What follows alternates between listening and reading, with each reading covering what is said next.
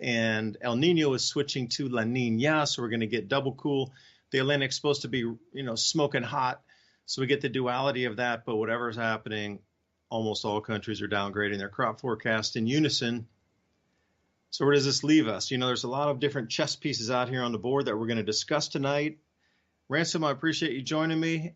The floor is yours.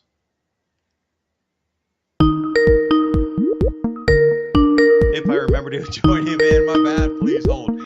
One of those nights I've been running around the field trying to get in on time here. Sunset's a little bit later. Every single night, so I can get a little more field work done, a little more planting, a little bit of everything extra done. And I don't know, just coming in a bit later sometimes is what happens. Here comes Ransom right now. His view on the world, on the political end, is a bit dovetailing into mine on the agricultural and the natural world end. So, Ransom, thanks for joining. I think you're on mute still. Actually, could you give me 1 second? I don't know if I got hacked or what, but my whole thing went down and the broadcast stopped. I was trying to get it back going here. Just give me one. Oh, absolutely. Yes, indeed. There's also a story coming out about a guy who was running like 9 million nodes or something like this, and they would ping off fake addresses that would insert malware into your device to then send you more ads and let you click on malicious sites or just generate more ad revenue. So if you're seeing new pop-ups and sort of thing, they've just cut it off. But apparently they've been running for almost 3 years, since 2018. So some sites that you thought you'd gone to were inside a server where they were mimicking the site and then pinging you back. And as you mimicked or downloaded or clicked something on those links that they would reinsert, it would run through their server and something would pop back on your computer. Now, some of it malicious, yes. Most of it adware and different types of things to, imagine if you had 9 million extra computers under your control, how much ad revenue you could generate off that if people didn't know that it was infected like that, and all it was having you do was giving you more ads and having you click on different banners that were not from the actual true advertisers but inserted through them. Imagine the amount of traffic that could come and how many hundreds of millions of dollars they raked in over these, since 2018. And that has been disassembled, but, everybody seems to be having computer difficulty these days. Is it magnetic field lines are changing? Is it more interference with the ionosphere? I've been having problems too. Mine's running incredibly slow. Sometimes it'll be fast, and then other times it's slow. It moves by the minute like this. It's not consistent in any way, shape, or form any longer.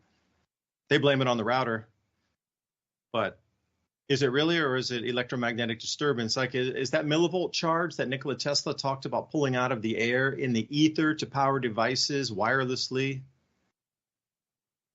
Motors running on Earth's magnetic field, magnets on opposite rotating disks do the same thing as creating steam. You just need to drive the rod.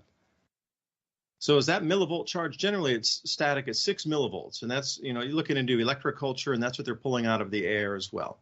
If you're winding copper down your trees or in your garden to try to capture some of that charge and boost the magnetivity of your soil, which in turn boosts plant yield, because a lot of people are using granite dust to remineralize the soil, but also if you can get that magnetism back in harmony as well, the magnetic field of the soil in addition to the minerals and then in addition to the compost fertilizers on top, can you imagine what kind of yields you could get naturally?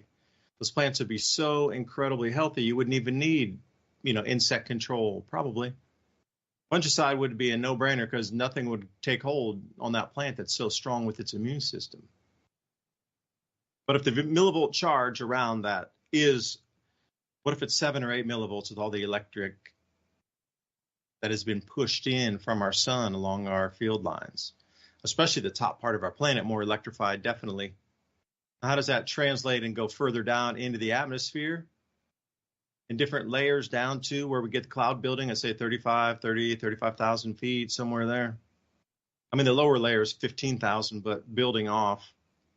So the more electrified it would get, could it not then, when it reaches 40,000 feet on a cumulonimbus thunderhead, then get electrified, and that becomes a feedback loop where the tip of the cloud is now touching a different inbound current, which energizes it. Here comes the C-130 over the house flying low, not as close as earlier today.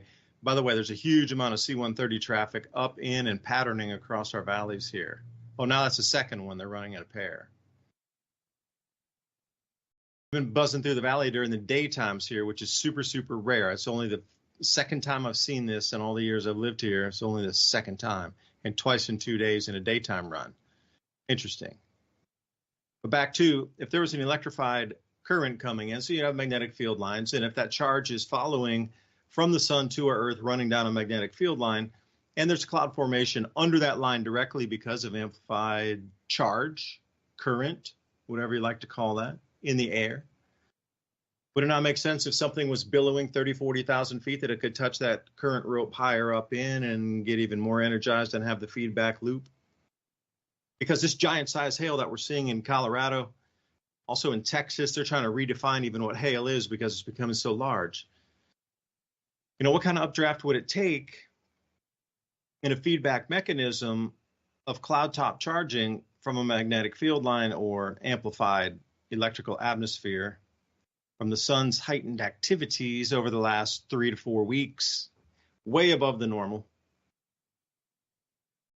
So imagine if it became a vortex inside the cloud, and that is the feedback loop itself, is the energized charge is creating a vortex within the storm, not a tornadic vortex, but an electrical updraft that could allow for those hailstones to grow larger. So this is where it comes into biblical prophecy, and not just the Bible, but many a prophecy across the landscape of our world through time, that large hailstones were already and always talked about being at the change of an age. And not just particular this change of an age. You know, there have been many cycles through the past. Talking about ice age cycles, Younger Dryas boundary cycles, Bray cycles, 3,000-year cycles. The precession of the equinoxes, apparently, if it's 12 zodiac signs, 2,100 and what, 20 years? Or what if it's 13 zodiac signs and Apophis or Draco is removed out? Cycles within cycles. But the thing about hail is always referenced at the end of or the beginning of an electrification cycle. So if it is a feedback loop that an electrical vortex is being generated in the clouds, that in turn could manifest as a tornado on the ground, but the same thing will be true. If you got like an EF1 or an EF3 tornado on the ground, if you have that same vortice going upward, connecting in that electrical connection in the Earth's electric circuit, it would make sense that that wind could haul up a 120 mile an hour wind going up 40,000, 50,000 feet as well. Now, what kind of hailstones could come in and out, in and out, in and out of that at 120 mile an hour wind, 160 mile an hour? What if it was an EF4, EF5 tornado with 200 mile per hour winds? Okay, that's 200 on the ground as well, but then what if that electric vortice is 200 mile per hour winds? Imagine the updraft, and that's why they're getting these half watermelon size hail coming down now. There's something with this cycle that we are absolutely at the beginning of crops not being reliably grown, which will upset the balance of civilization anyway. And now all these other changes that we're seeing geopolitically, economically, all to control it for the descent in to milk as much money out as possible and wealth transference. And bouncing out of the cycle as well to make sure that power is maintained. Again, political power and economic power. The trigger for it is right now, this catalyst is happening. It's everywhere across the planet. I go through news feeds every day. There's not a place on the planet I really can find that does not have some extreme right now that's wiping out crops. It is all-encompassing. It is everywhere. It is every nation. It is every continent. The wind speeds, the hail, the rains, it's just so far outside the norm that it's doing an enormous amount of damage. So what we were talking about tonight for our show was the incrementalism, which it used to be incrementalism. It's finished. It is an exponentialism now.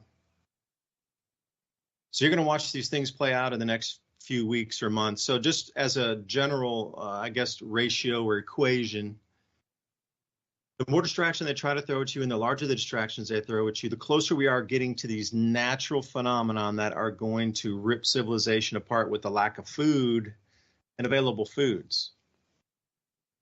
Now, one thing I do want to say, I started this Adapt 2030 channel a good 10 years ago at the end of 2014.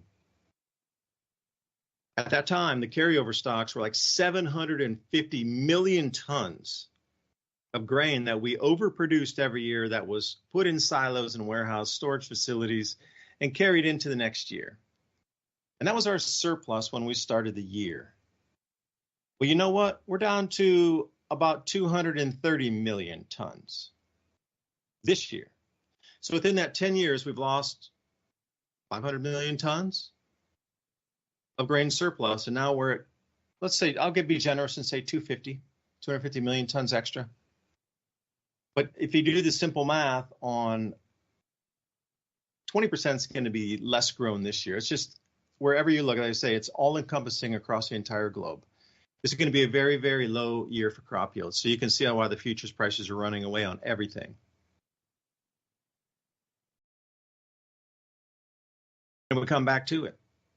The larger the distractions, the more they're distracting you. They're accomplishing two goals. They're stopping you from getting ready because you're so focused on the screen that you're not preparing. Secondly, they're distracting you so they can extract and you can react. I think that's it. I'll leave it there. I know, Ransom, I hope you gave you enough time to try to get everything back online again, but you know, I see a wider picture like you do of all these dots connecting and the interference pattern, the electrical frequency changes, the crop changes, which also reflects in global food prices, which everybody's going absurd ape all over the food prices for fast food and things. And we see how that translates in derivatives, even on cocoa. The cocoa derivatives nearly wiped out the entire economy of Ghana, who was in the cocoa trade. Bankers got burnt because the farmers didn't want to deliver physical and other people wouldn't cash settle. So then the derivatives started to come unwound. And then all of a sudden the military's in there taking over the cocoa plantations, forcing the farmers and grabbing what was in their storehouses to make sure that these contracts were facilitated and there was no defaults on the banks. That's crazy what they're doing with that. Just down to that level alone of what they did with cocoa beans so the bankers wouldn't get burned. Imagine when it comes to wheat. So if we're going to be down 20%, you're going to take 50 million more tons out of the carryover stocks. We'll be, 200 or sub 200 million tons. Then what happens after the next year and the next year? It's going to be less. And then when do we go to zero? What we grow is what we get. But I think we're much closer to that. What we grow is what we get on the planet, which is disturbing everybody that's in power that realizes hungry people are not controllable. And that's the whole Rubicon that gets crossed. It's not the jailing in New York. It's not the absurd prices that you're seeing at the supermarkets and the tax increases and everything that you see, home prices and metals and new BRICS aligned currencies running and emerging. It's not that. That's a subset of the distractions that you're involved in. We all are in our daily lives. They try to keep you so busy running on the hamster wheel that you don't see it. When the food gets disrupted to a point, the civilization is absolutely disrupted because angry people are hungry people and not controllable. That's really the only wild card. They game out a ton of scenarios, but the only scenario that's not winnable is hungry masses by the hundreds of millions coming at the centers of power. And this is what terrifies the elites, not growing enough food. So all these distractions, are you listening out there? Ransom, floor is yours. Well, I really think it's impressive that they have this super con going on. You could name all the distractions. We have the presidential thing today. I think that they're really hoping that will spark civil war. The problem with that is most of the people on one side of that are not the same people that were out burning the streets, causing $2 billion worth of damage. And that was over political ideas. That wasn't over a hungry stomach. Well, let's look what's really going on behind that.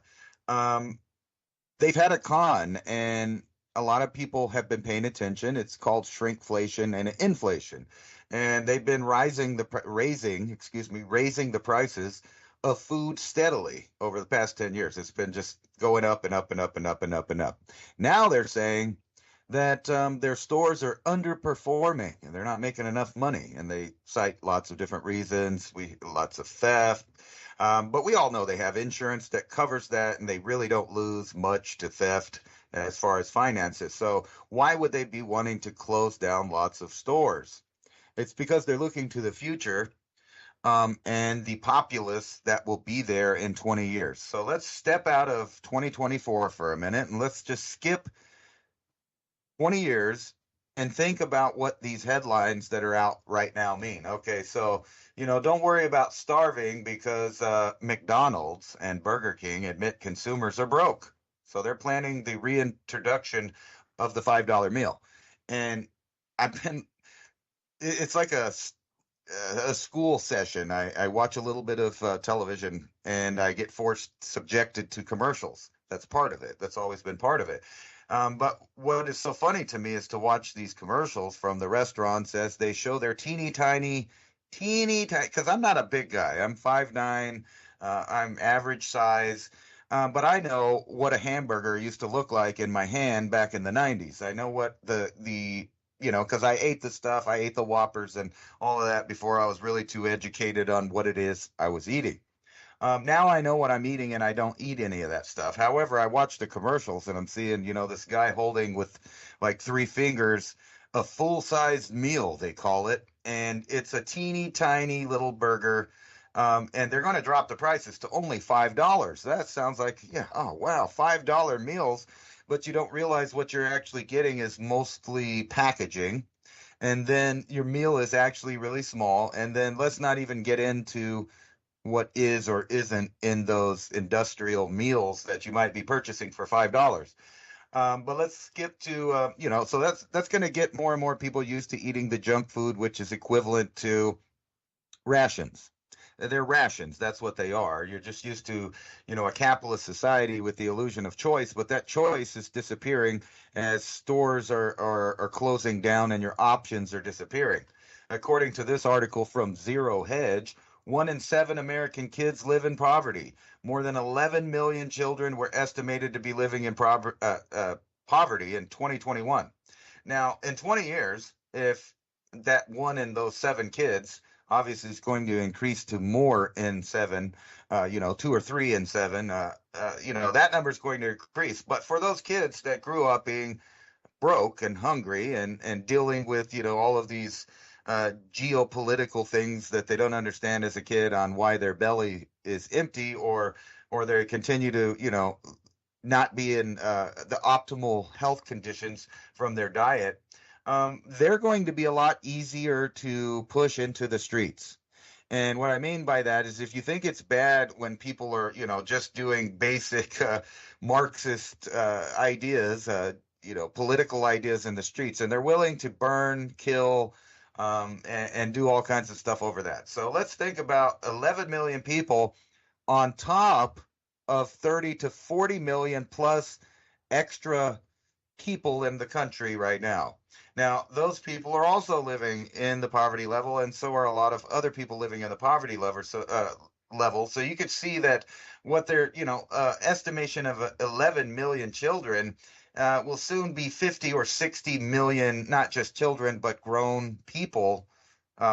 There's no way to feed them. But at the same time, back here, I don't know what's coming in the future, but it looks like now they're closing shop. They're finding reasons to make you shop online or have your food delivered.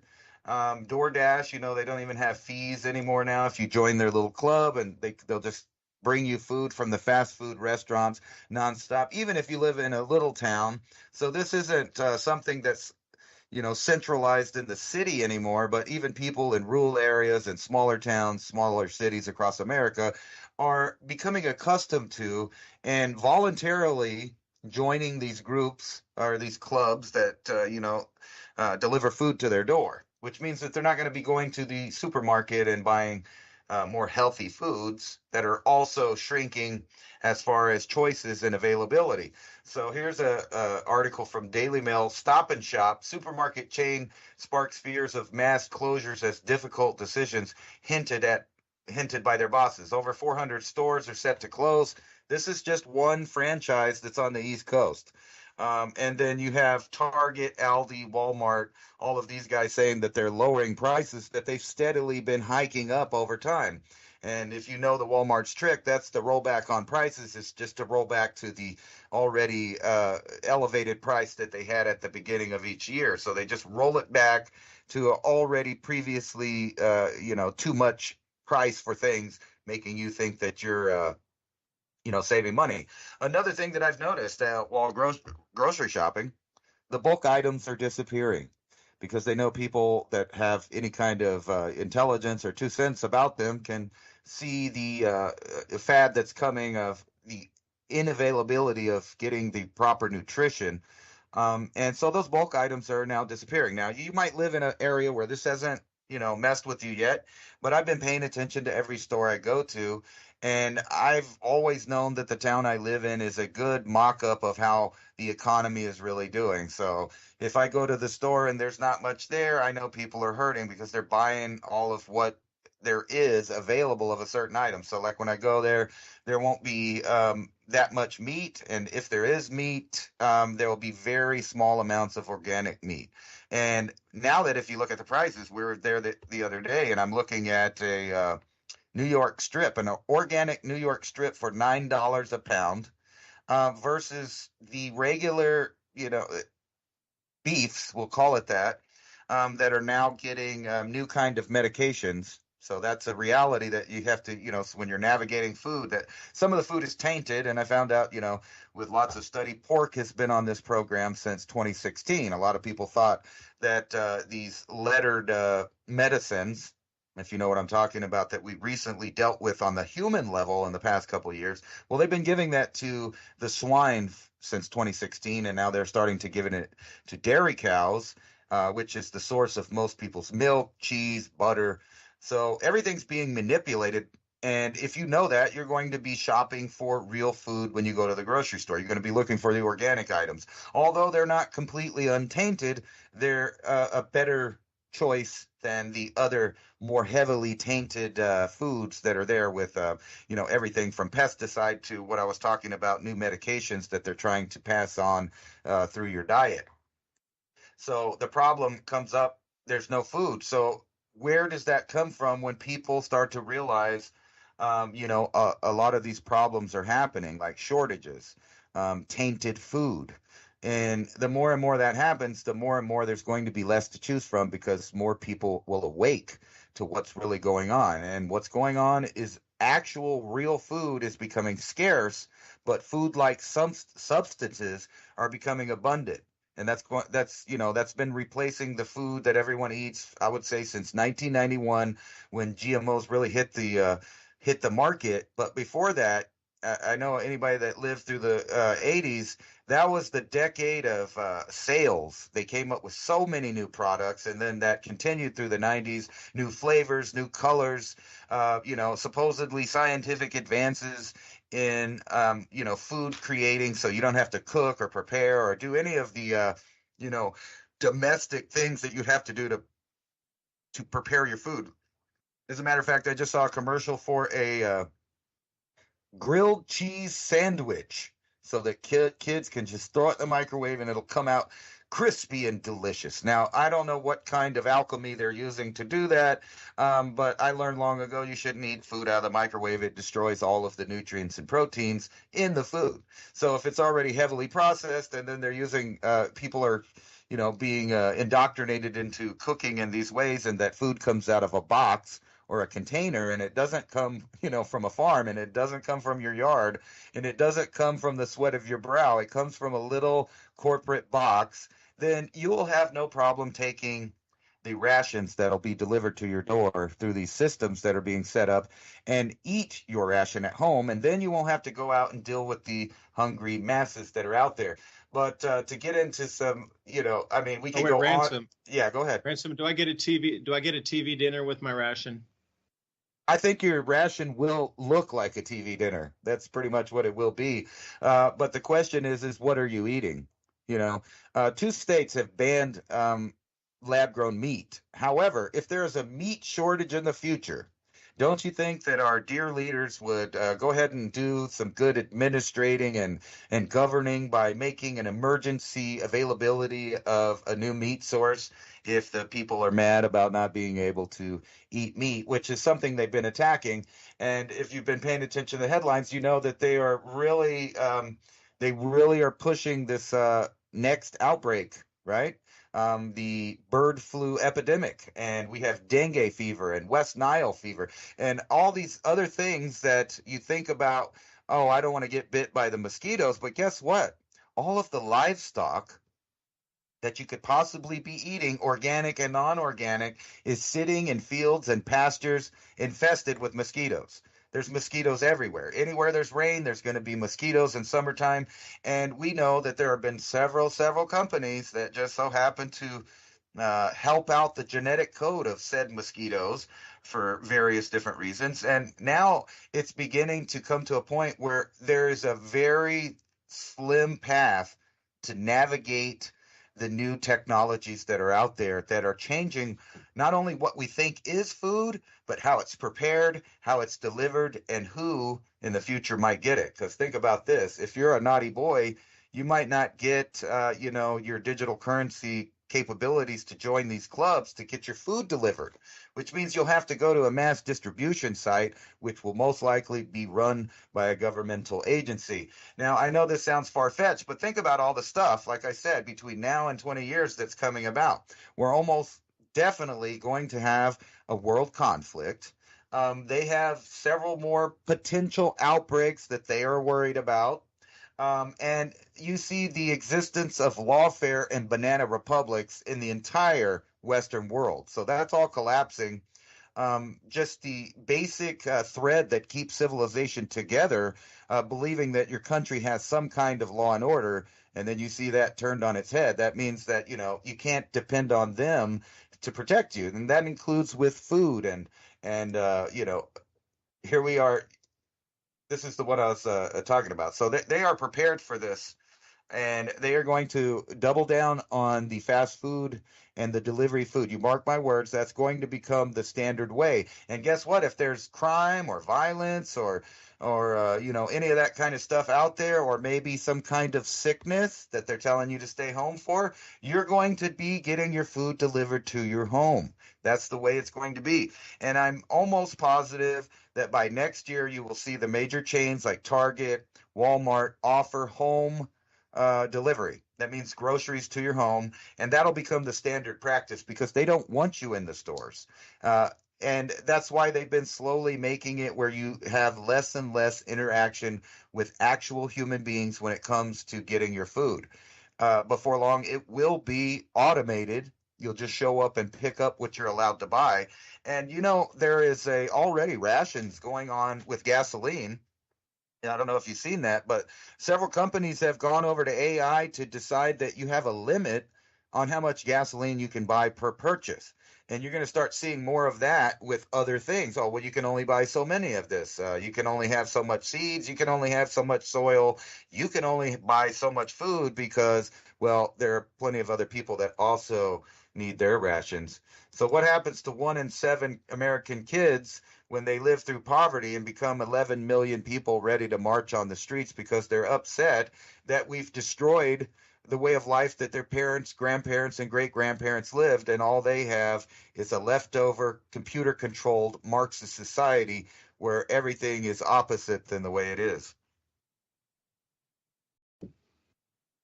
That depends if they have any hope as to their actions. But so far, it seems like hope is being drained like an oil change in the car.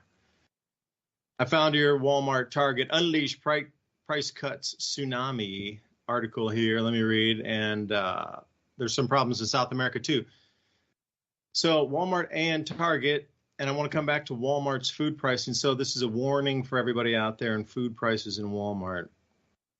But both of these stores, consumers will enjoy savings on everyday items such as milk, meat, bread, soda, fresh fruit, vegetables, snacks, yogurts. Is it really, or is it peanut butter, coffee, diapers, paper towels, pet food, and more, said both retailers.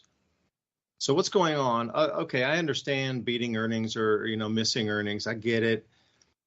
But for both of these giant retailers to roll back prices at the exact same time, who's pushing the levers on where prices go for favoritism or hope in the society?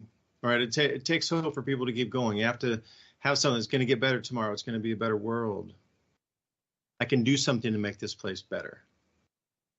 So Target announced they're going to lower everyday prices on regular items, 5,000 frequently shopped items across its assortment or supply, whatever. Going to take course over the summer. Now it's not going to be immediate, so they can keep rolling back and saying, hey, there is, we haven't implemented that yet. So if you go to the store tomorrow and you think the prices will be down just because they put the news announcement out, I don't know. But as I said, it was going on across the globe, and I'm down in Merco Press here, South Atlantic News Agency on the agricultural tab. And I usually go to this to look for South American crop news. It could be meat, could be bean, could be any types of crops that are outbound there. They got coconut oil. There's a whole bunch of different tradables there. So agricultural emergency declared in Uruguay. 120-day agricultural emergency for the consequences of the severe floods hitting parts of the country. And you will say, well, David, they just harvested everything while there was a drought. And I will say, I agree. So that was it. The whole South American season's been plagued by drought. Low harvest yields anyway. And then as soon as the harvest was finished, lo and behold, rivers from the sky, most rain in 150, some places they say 180 years. Well, rivers are overspilling their banks onto the storage facilities. And the places that just stored all that previously harvested grain, which was below normal because of drought, is now being, well, deemed either degraded, not saleable, or for animal feed because moisture's gotten in there somehow. Or some of it's just been simply washed away or super soaked where it starts to sprout and they can't sell it, maybe for animal food locally. That's in Uruguay, and then Rio Grande do Sul, which is in southern Brazil, still recovering from record floods. 650,000 people needed to move because of the floods. Now that's in the prime growing area, so you know what's going on with harvests there as well. The storage of grain is going to be a considerable thing to look forward to moving forward. You said the next 20 years. Well, I absolutely believe that storage facilities are going to have to move further inland away from the rivers. What we've established right now is river systems that have been contained and worked on, river works projects, levees, dikes, etc., ports, causeways, anything to keep that water flowing where it should go. We've done that for 150 years. We have a good idea where the water is going to go to, where it might apex out, flood the banks over, put some levees up there. But what we're seeing now with these rivers from the sky, this unbelievable, tremendous amount of rain. When it rains, it's, you know, it used to be a gentle rain where now it just soaks where, you know, a half-hour rain and you're ankle-deep water. For 3 or 4 hours like that, you're knee-deep water. Rain for 2 weeks straight like that, and that's what they're seeing down in southern South America. The Mississippi River's been flooding like that routinely for the last few years as well. You know, they come in at the harvest, and then suddenly we got these near record floods, and then a lot of levees break and facilities are flooded. This happens routinely down the Mississippi River, especially in the last 3 years that I can remember. A lot of grain's being lost. No, it never really happened like that before. Now we have it happening in South America too, where all these grains are going to get washed away and they're really, you know, relegated back to animal feed. So what happens there with supposed crop production? Now, most of that was slated to go to China. And China's been on a buying spree. I did a whole thing about copper earlier. Like, what's China going on the buying spree so heavily for? Just, I mean, literally off the Richter. And I had something here about, wait a second, where was my media player? I got to find that. Wanted to take a look at Walmart. When you go to weigh something in Walmart, make sure you put it on the scale, because people are finding when they pick up chicken specifically, they put it on the scale and they find out that it's not exactly the correct weight. So they put a sticker on your food when you go in and buy it. It's just in the cellophane wrap and it says this is this many pounds and it costs you this much. People look at that and go, okay, they never weigh it. They never weigh it. What's been happening in Walmart is they're putting a higher weight on it with a higher price tag, but when you put it on the scale, it could be, a pound or more less on the scale than what is stated on the label on the weight. So think about that also as being able to check, because in the future, if we're going to be trading gold, silver, people are going to be exchanging silver, things are going to be down to a half ounce, so things are going to be quite exact, and you're going to be used to measuring a lot more stuff more carefully and precisely than any time in our history, our modern history, last few hundred years. So who's going to be that careful to check when you're getting wrapped meats to put it on the scale every time? And then what do you do if it doesn't? They're just going to take the package away and be like, oh, I made a mistake. Must have gone on the wrong package. Okay, well, then what type of redress do you have? And can you go back and you do it a few times a week? Are they doing this continuously? And that's another thing that needs to be asked, because these videos coming out of people routinely finding this. What point does it become fraud where they're doing it on purpose because they know most people won't check the labels?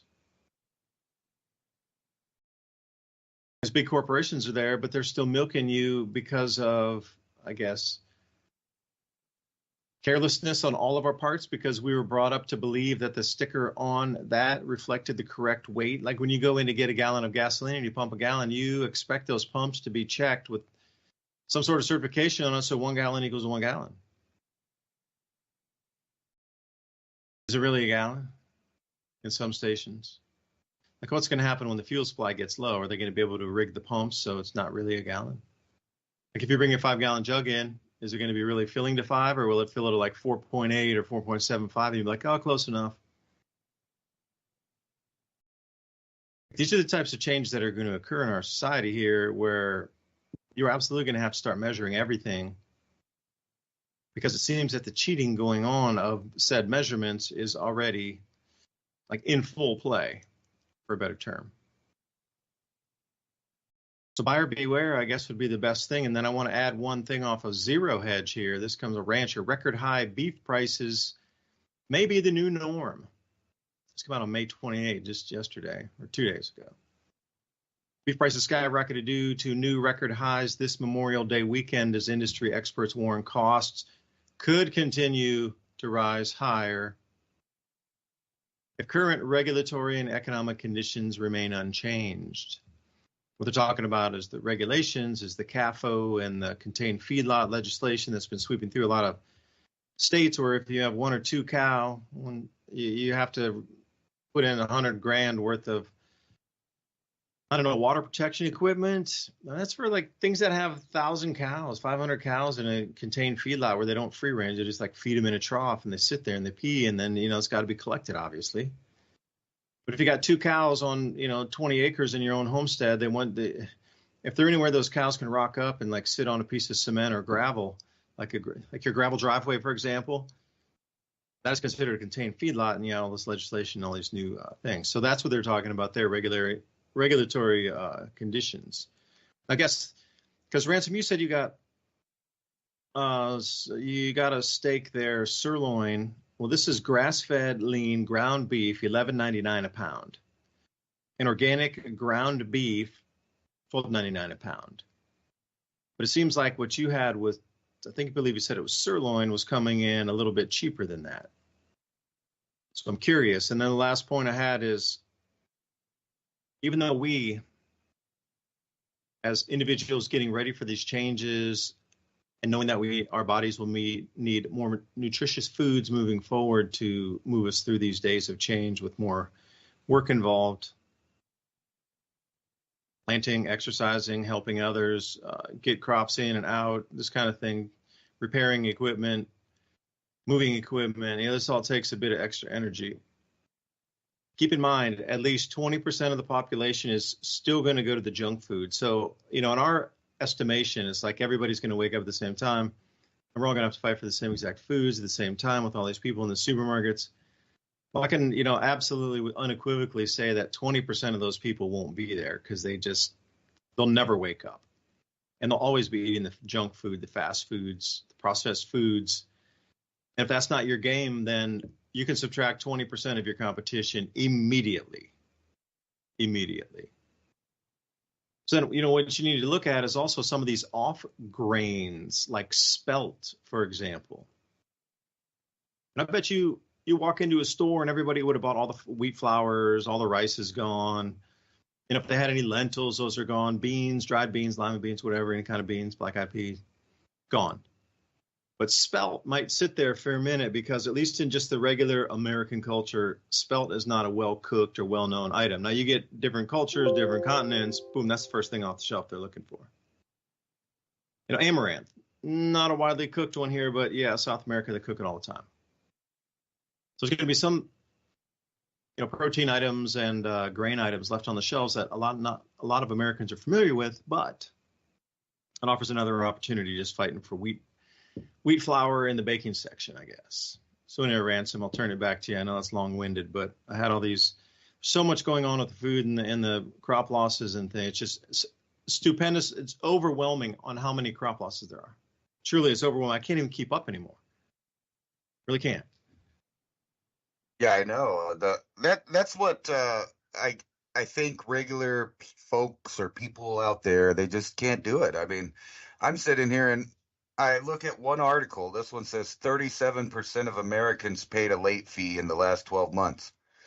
Well, what that means to me is 37% of Americans are broke and they're trying to figure out what they're doing with their money, which is going to buy food. That's what they're doing with it. So they put off a payment because they'll get some money later, or they think they will, and then they make a late payment because they needed to eat. But you're right. The whole thing is kooky. And it's like I just feel like Nostradamus all the time because, we're talking about the food and the water. Just off the top of my head, you remember they killed all the dairy cows, all of the ones that died in the fire. And this was just recently. It's been happening for years. Chicken plants, turkey plants, all of these things are going up. And now they're saying everything has the bird flu. So they're going to have to kill, I don't know, remember what it was like 1 million birds or something like that. 4.2 million just in Iowa at an egg farm. 4.2 million just in one Iowa egg farm. And then they had another fire today where 3.5 more million chickens perished. So right there, you almost have 7 million egg layers offline. So that's 7 million eggs per day out of the system immediately. Right. So we've been seeing an incremental damage to it. At some point, all of it has to come to a head. And then I wanted to point out this one. Water systems warn Americans that they could soon see major rate hikes to filter out the toxic forever chemicals that they put in your water. They put it in there. They allowed the companies to use them. It's not like it's a new idea or that we didn't know about it for a long time. But now they're going to, on top of everything else, how about we charge you to take the poison out of your food and water? How about that? I mean, that's just a wonderful idea. No, thanks. You can bill Monsanto. Oh, my God. But yeah, just think about that. And, I keep telling my son that he just is about to hit 19, and I'm telling him, you're going to inherit this world of all this stuff that I talk about. And that's why I give it a 20-year time period, because they incrementalize everything so that the average person does not have time to remember or think about all the things happening simultaneously. Like you could just pick a topic. You were talking about grains and all of this stuff, and it immediately made me think, what's going to happen to the U.S. economy when less food comes out of Mexico? Because if you've been paying attention to Mexico, there's all kinds of major issues going on right now. They're killing politicians left and right. The same party is probably going to take over with a different face, but it's going to be the same party. They're buddies with Maduro, and you just see this whole aligning of nations happening, which makes you wonder where the food's coming from. So if you live in Mexico City, they're cutting off the water because supposedly they're running out of water. And this is a place that rains all the time, has hurricanes, flooding, and all these other things, but they're having problems with clean water. And then you look at the Americans, and they're talking about, hey, you know what? We're just going to charge you a little more because we have to build new filtration systems to take out the chemicals that are already in the water, which, by the way, where do those things come from? They come from the industrial farming and industrial manufacturing of things. And recently, we've seen a lot of those things go up in flames and add to the overall contamination of the planet. That's just one topic. That's not talking about the amount of plastics and plasticides that are in everything inside of you. Everybody was joking, I think, last week because the article came out saying that 90% of men had plastic in their testicles and that it probably will never come out. It's in you. It's within you. And that brings me to the leap forward of when is it that technology and biology are actually mixing, because it seems like that is happening now. And at some point, the incrementalism has to come to a head. And all of these things that we've told everybody about, you remember we were joking around in early 2020 about it wouldn't be long till you saw drones doing police work in the United States, just like they were doing in China. And here it is, Denver police to dispatch drones to 911 calls instead of sending police. So when you call 911, somebody stabbing you to death or breaking into your home, you can call 911 and they'll just send a drone out to see if it's an actual emergency. And, if you thought the response time was bad then, what do you think it's going to be like when some guy sitting in an office deciding whether or not it's actually an emergency and whether or not they have the funds to send troops there, basically, because that's what they are. They're troops. They're troops that are supposed to keep law and order, but that's not what they're doing. And now we're going to be, completely policed by an interconnected system of all of these AIs. And at the same time, you got scientists telling us, don't worry about it. You could live forever by 2030. But at the same time, a third person in the U.S. dead from bird flu. And they're talking about how it's different this time because, he had all of these different kind of symptoms. And I don't know how much your trust is into the news apparatus about telling you what's going on. But I found this article interesting from Zero Hedge, or excuse me, Sputnik. Now some people might discount it because it's Russian. But anyway, this is an article talking about how U.S. lawmakers are focused on how they could use nuclear weapons, but the little ones, just smaller ones with lower yield, so we could have a limited nuclear war. Now, that sounds a lot like what we've been talking about over the last couple of years. A controlled, limited nuclear exchange that would change the world completely. And you hear them talking about it right here. So they're talking about their SLCMN cruise missiles with low-yield nuclear warheads launched from surface ships or attack submarines. And this way they can just pop a couple cities. There won't be long-lasting radiation. This is only like a less than 10 kiloton of explosive power. So what we're talking about is a bunch of small Hiroshima, Nagasaki type explosions going off in a war. And then let's talk about the war itself. What's going on with that? It seems like they have spent their money, and I'll get to what I mean by that. They've spent their money.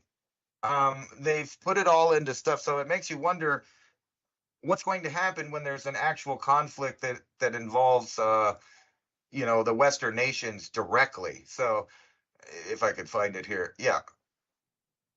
Army, this is talking about the British Army. It shrinks below 73,000 troops, first time since the Napoleonic era. And let's see here. Well, basically, it's the same story everywhere. It's drone attacks. It's not people. They're cutting back on people, or they can't get people to join where they want them to. So they're going to introduce conscription everywhere. You've heard Germany talk about it and some of the other countries. And then what's really happening out there is a bunch of robotic warfare that is just wiping people off the face of the earth. All of these old school things like big boats and aircraft carriers and stuff, guess what? They really can't compete with the new technology. And I don't know where that's going to go. So it puts a new idea on what's actually going to happen. But Ukraine destroyed 7 boats in an attack in the Black Sea. And this shows you kind of where it's going. And here's another one. Biden's secretary secretly gave Ukraine permission to strike inside Russia with U.S. weapons, but we already knew that from some of the attacks we've seen. So everybody is low on troops, low on ammunition, but only on one side of the conflict. So it makes you wonder, is this all just a setup and part of the formation of a one world government? They need certain things that they didn't get the last couple times we had a world war. If you remember, they were calling it the war to end all wars. We need a League of Nations. We need a United Nations. We got to stop it. But instead, they use those bodies to implement their agenda and push for war in different places. And that's exactly what we're seeing.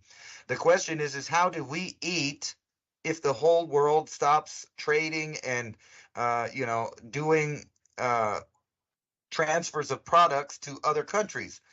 Because that's how we're set up now. If you go to the store, a lot of the products do not come from the United States. Most of them do not. If you went to the store and just took out everything that came from another country, especially if you shop at Walmart, you would barely have any meats, any grains, or anything. There would be nothing but like cereal and Doritos and stuff in the store.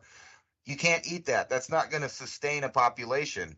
And everybody has their proverbial head up their rear end right now because, like you said, there's just so hard distractions going on.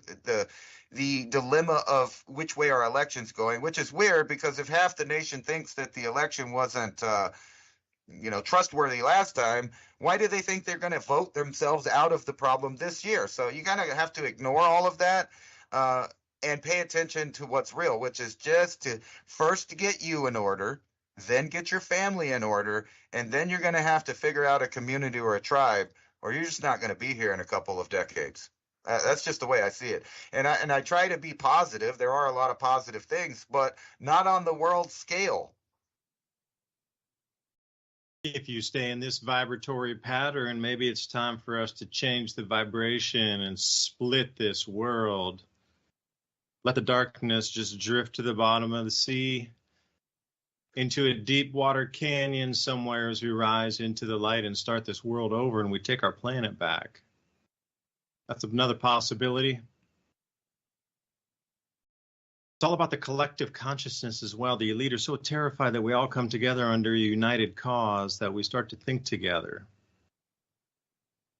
It seems like when we come to these points where humanity is starting to bind together as a single thinking thought that can bend reality with the combined thoughts of all those humans together, these huge distractions come out. Just under 1,500 years ago, something terrifying happened to the world's climate, something nobody could understand.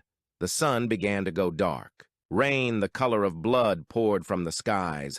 Clouds of fine dust enveloped the earth. Winter gripped the land for 2 years. Then came drought, famine, plague, and death. Whole cities were wiped out. Civilizations crumbled, and nobody knew what had happened. It was a catastrophe that affected millions and millions of people all around the world. But what was it? A catastrophic climatic event buried in the heart of the Dark Ages. This mid-6th century catastrophe was the most important date in the history of the past 2,000 years. This event created the world we live in today. Something far removed from the minds of everyday peoples of our modern times, unbeknownst to most. The catastrophe could at any time happen again. The volcanic winter was caused by at least 3 simultaneous eruptions of uncertain origin, with several possible locations proposed in various continents. There is even evidence of an extraterrestrial factor. A possible origin for this object could be the Taurid meteor stream. This stream is the result of the fragmentation of a much larger comet some 20,000 years ago. The Earth passes through the Taurid stream in November and June each year, resulting in regular meteor showers normally consisting of microscopic dust particles. A fragmentation of the stream is thought to have occurred around 500.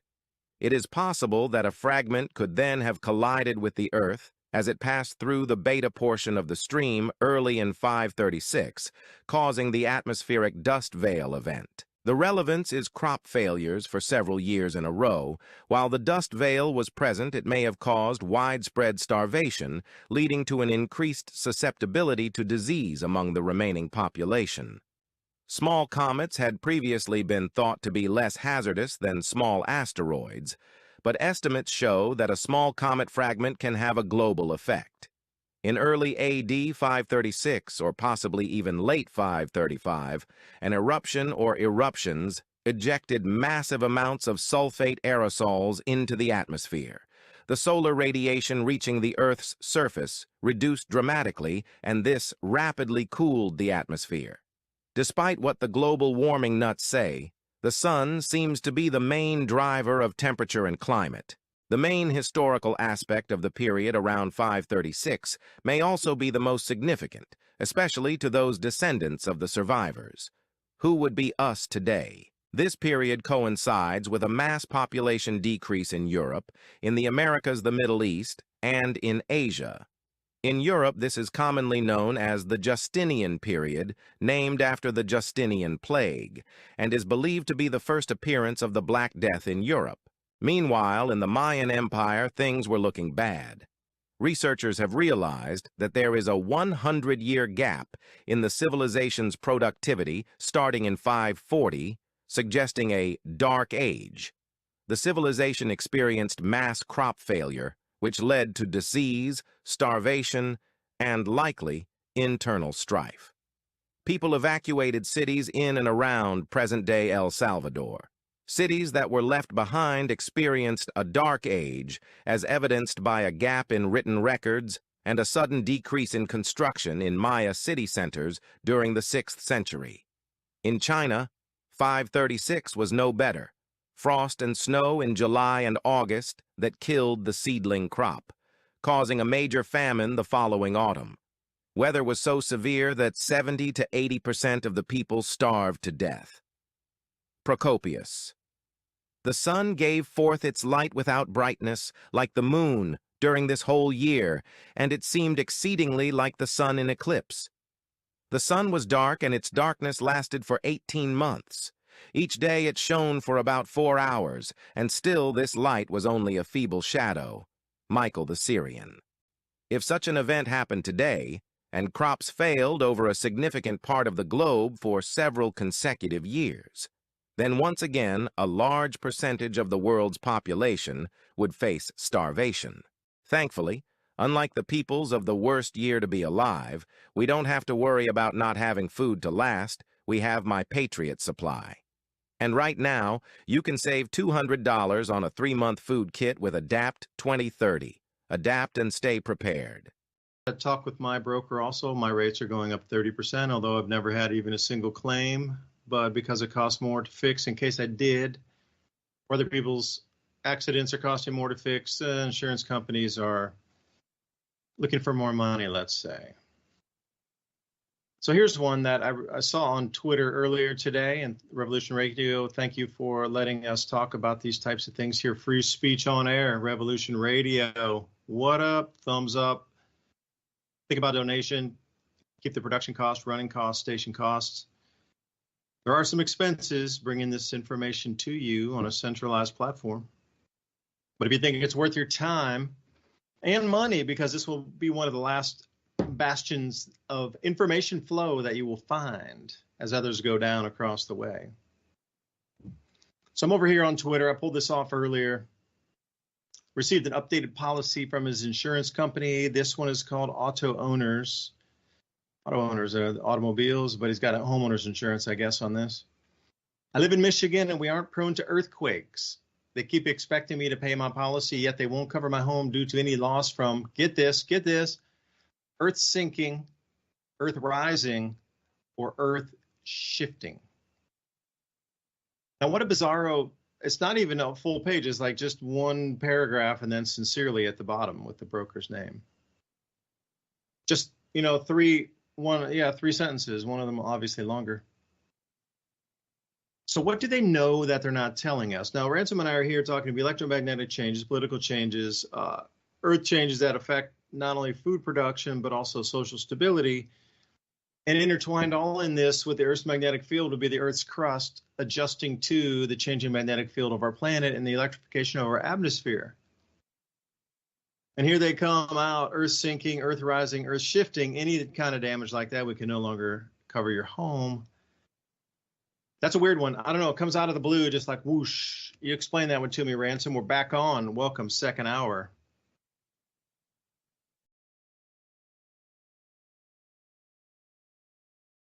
Was wondering if that's why everybody goes crazy every couple decades or more. When you sit there and look at history and you wonder what were they thinking, like why were they being crazy and hacking people to pieces and stuff.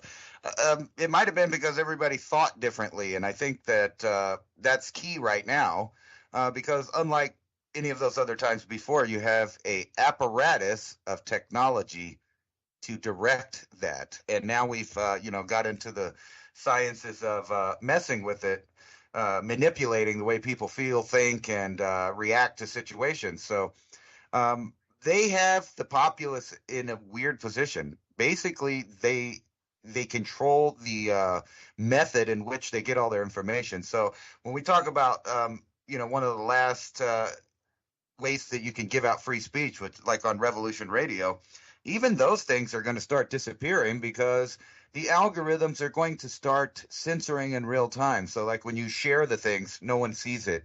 When you post it somewhere, they don't see it in their feed. So these messages and ideas are coming up to a time where they're going to be zero. We passed the time of global communication, and now we have global censorship. And that's been their main problem right now. I mean, think about Hong Kong. I'm sure no one even thinks about it at all anymore. But for a time there was people out there protesting, and they did not want to, be injected into the communist system there. They were even out there with American flags and all that stuff. The same thing was happening in Venezuela.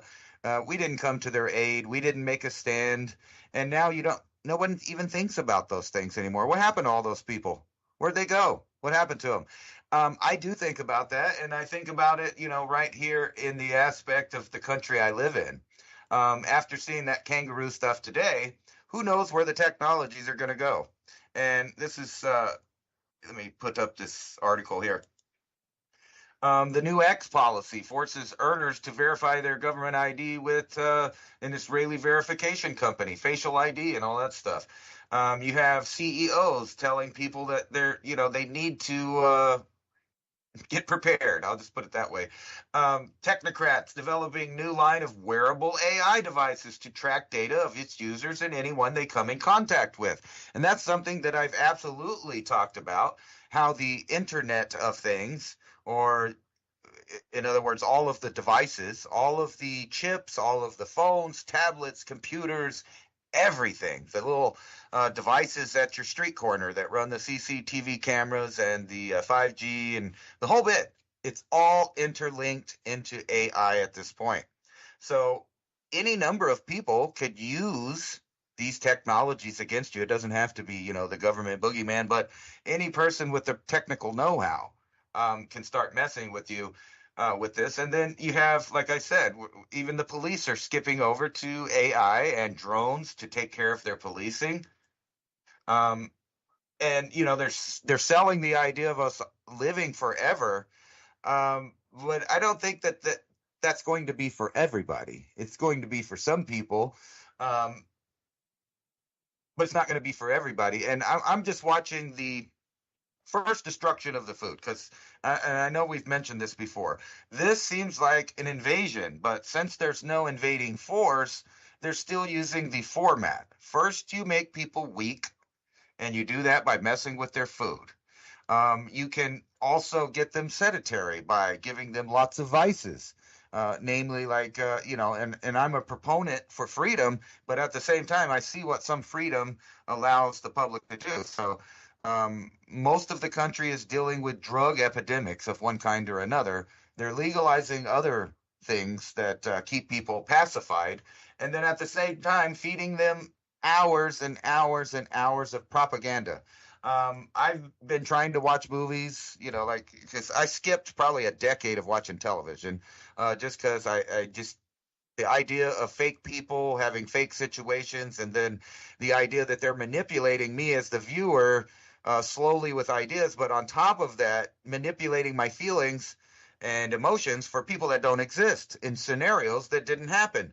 But they're experts at this, and now everything is all tied into this algorithm, and not one algorithm, but lots of algorithms. But eventually, they're all going to be the same thing. And I'm looking through the headlines, and all I see is AI, AI, AI, AI. Here's one right here, and the knife swings both ways. So AI might actually in the future be a friend to some people in the way that it hacks the system and gives out information. Here's one article from the Sun: AI anarchy. OpenAI rushes to ban God Mode Chat GPT, an app that teaches users how to create napalm, hotwire cars, or cook methamphetamines in their home. Now, they'll sound like some pretty bizarre things, but that sounds very reminiscent to the Anarchist Cookbook, but in a digital format. And if you know what that book is, well, good for you. And if you don't, then you don't know what I'm talking about. But that book has Ransom, been. can you come closer to the microphone? It sounds like you're echoing super far away. Is this better? Oh, way better. Okay, yeah, I guess it's the direction there. Sorry about that. But yeah, it's the modern version of the Anarchist Cookbook, and they're losing their head because the technology is increasing so fast that even the controllers are having trouble controlling it. And I see them blaming hackers and other things or failed AI. Matter of fact, I watched a great movie. Unfortunately, because it's a Chinese-made movie, the bad guys are the Americans in the movie, but it wasn't really that far-fetched. And it was called Creator, and I highly recommend it. It was very entertaining and a trippy idea. And basically what it was is we went down this path of AI and robotics, and everybody had a mate or a servant, whatever you want to call it, that was artificial intelligence, and they were good. And then some kind of accident happened in California that set off a nuclear device. And so they blamed the robotics and AI, and they went after it to take it out. And it turned out to be a human error in coding, and they blamed the AI. But it was a really good movie. But you could see the propaganda from the Chinese perspective. Everyone in the Asian world in the movie accepted the AI, befriended the AI, and actually was on the same side in kind of a World War III scenario against the evil Americans that were trying to wipe it out. Now, I don't think that actually would happen, but it was funny to see the AI for the propaganda from someone else's point of view. It was pretty obvious the Americans were the bad guy. And then you watch American TV, and guess what? The American people are the bad guy, not the government. They're always good. The police are good. They always show the intel people as these heroes and all of that stuff. And it's the American people that believe in rights and individual freedoms. Those are the bad guys. And that's the kind of propaganda we get fed over here to our people in mass. So it's no wonder how they could charge a sitting president with a bunch of crimes that they didn't have to prove and still get a jury to find him completely guilty. And I don't even like the guy, but it's an obvious mockery of a justice system, and it puts out no hope for the individual with their rights. But don't worry about it, because this technological sword swings both ways, and they're trying to ban it as fast as they're creating it. Here's another one. Think about this. Everybody's worried about their health. Well, what if your health is decided by robo-doctors? Here's another one. Inside China's AI hospital. RoboDoc, world's first AI hospital, unveiled in China with robot doctors who can treat 3,000 patients in a day and save millions. How about that? This isn't the first. They should get their own TV show. Right. But I'm sure they don't want to talk about like all of the people that get killed from the robotics being misaligned or miscoded or anything. And here's an alarming map, and I'll leave this with you. Alarming map reveals China's takeover of U.S. farmland, and they show Oregon, Washington, California, Arizona, Utah, Colorado, Texas, Oklahoma, Nebraska, Kansas, Arkansas, Missouri, Ohio, let's see here, Illinois, all the way to the East Coast, not counting Tennessee. The Tennessee's one gray spot in this map. But at least over half of the states in the U.S. have sold a lot of assets to the Chinese. So if we were to have some kind of limited nuclear warfare, do you think any of these nukes would hit these gray areas, or do you think that they would hit the red areas where they've bought stuff? I wouldn't think so. So I don't know. What do you think about that? And the fact that, don't you ever wonder why the United States has never done the same thing in reverse? In other words, how come we don't own, lots of farmland in Africa and in Brazil and in China and all these other places? Because, well, they probably don't allow that as much. But not only that, we only put military bases in other countries. Yeah, as you had the map on there, I was looking at the total crop acreage here in the United States versus the 347,000 acres that the Chinese own in all of these different states. Now, Tennessee is not one, which is interesting. So let's see what the answer is here. Total, there we go. Statista has a little something for us, maybe. My computer's running really incredibly slow here. Total land area, farms, okay, so 950,000 acres. Now, that can't be right because there's 33 million acres in the Sahel, and there must have been 12 million acres, crop acres in the U.S. Let's go to Farm Doc here. Yeah, it's 330 million acres. I'm like, that doesn't make sense. Yeah, this one because says Canada and the United States. 340. So just, say again? Oh, I said this map here says that they own a whopping 347,000 acres. Right, and I was trying to compare that with the total number of millions of acres in the U.S., total crop acreage in the U.S. for this year, 350 million acres. And it was the average from 1998 to 2014 on the average, 359 million acres under total crop production in the United States. So if we take that number of 345,000, then that's just fractions of fractions of a fraction, comparatively. That's way less than 1%. That's 1/100th of a 1%, or is that 1/1000th of 1%? If they only owe 349,000 acres, and we got 349 million acres, yeah, it would be 1/1000th.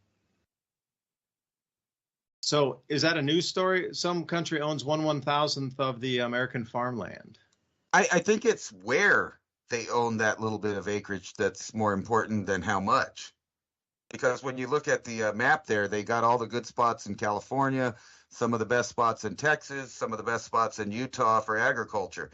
And then when you go over to Virginia, China seems to own the majority of the state there, or at least half of it. Maybe that's South Carolina there. It's hard to tell on that map, or North Carolina. But yeah, there's a map with these little areas that shows where they have it.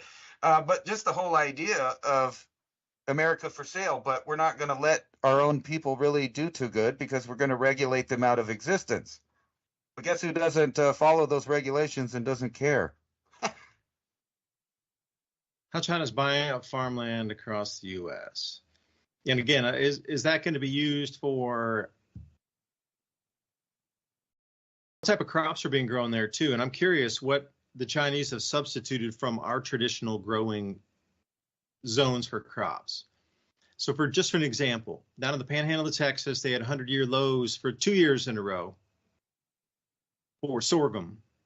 So sorghum yields coming out of the panhandle of Texas were at 100-year historic lows 2 years ago, and then last year they had 100-year lows in yield again. So if you were going to grow something in that area, you would know that sorghum no longer works, so you would have to switch the crop. So if the Chinese are in some of these areas where our crops are not being as hardy in the grow zones that they used to be, for a number of like freeze days, or how much rainfall is there, last freeze or first frost, these kind of different variables in crop planting. you would have to switch your crops as everything else is being switched around too. And they understand these changes. Like, you got to think about world history. If you believe it is the timeline it is, now it's just an if. 4,000 years from Chinese history. Would they have longer records about climatic zones shifting? I did a whole presentation when I was very lucky to know Ian Crane, who used to run the Alternative View conferences in the UK before he passed away from cancer. They were very much on the anti-fracking movement in the UK, and they were responsible for banning of fracking, as we understand, underground exploration and fracking of oil wells in the UK, because that was their thing. They stopped that. So I was lucky enough to go there, and one of the presentations I did was talking about the understanding of the Chinese along the Silk Road, all the way from Beijing over to Istanbul. Multi-thousand years of grand solar minimum cycles at the bare minimum of 400-year cycle, with the transiting of goods across that Silk Road for, let's say, 3,000 years of that, or 2,000. I'll even give you half of just Chinese history. The Silk Road was active 3,000 years prior. You would still know 5 times of when these shifts came in electromagnetically, of how each place along the Silk Road changed. And I'm sure there would have been heavier, more powerful cycles of those, probably a combination of 5 in a 2,000-year cycle, which would have wetted previous desert areas. And oases would have expanded greatly, and they would have seen these changes come and go. And then, yeah, sometimes it expands a little bit, it's about a few hundred feet wider, the lake. But then other times on these bigger ones, the lake gets miles wide, but then most times it's only a few hundred feet wide. But they have this all mapped out for the last, several thousand years of changes. And that would be just the Silk Road that we understand, going through the deserts, out through the Tarim Basin to Kashgar, across Uzbekistan, finally ending up through Kyrgyzstan and taking that northern route to Istanbul. But there was also a southern Silk Road, which the Chinese also were very familiar with for the same amount of time, that went south of Yunnan and crossed over near the Nujiang Valley into Myanmar, and then ran up through the Assam and the Arunachal Pradesh and Nagaland and these areas of India, and then joined over through Rajasthan and took that route that you understand through Afghanistan and Pakistan, Iran, up through and into Istanbul, the southern Silk Road. So not only that, but they had 2 variables of time in 2 parts of the planet, northern and southern, north above the Himalaya, south below the Himalaya, through several desert regions, all ending up over in Istanbul. And at that point, then you're looking at regionally there, Greece at least, and stories of other travelers that would have traveled, well, Italy's getting this because, and then something's happening in your desert as you're transiting through, getting more rainfall, the camel trains are locked up, they're getting bogged down in the mud or something somewhere. These accounts come through where camel trains get bogged down in the mud. Okay, but then what's happening over in Italy, because you're only 2 countries away if you're in Istanbul, like, they're documenting all of this all the time, thousands of years of it. So for them, bringing it to the modern age, obviously they know something's changing. And I'm just curious how they knew the parts in America that were changing too. This is where the whole history thing, perhaps there was much more interconnectivity in the previous times than we were given credit for as humanity. This is linear thing, a bunch of people growing, some rice somewhere, growing some wheat somewhere, and eventually they settled down and created cities. And then after some time, there's some ships that went across the ocean, and then we finally connected, yay. Or was it connected prior, thousands of years ago, and whatever happened, cataclysm that wiped out that previous civilization or 2, and that global civilization, the reset is what we stumbled into, and suddenly, we're disconnected again. Infrastructure doesn't work anymore. We lost almost the whole human population. We need to rediscover engineering.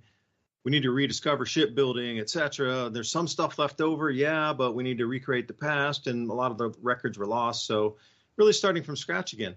It takes a few hundred years, but you're right back at it again. You think about that for just a moment. And how long would it take if our civilization was set back really that far, where we disconnected because of so much damage, whether it be natural or whether it be man-made, doesn't matter.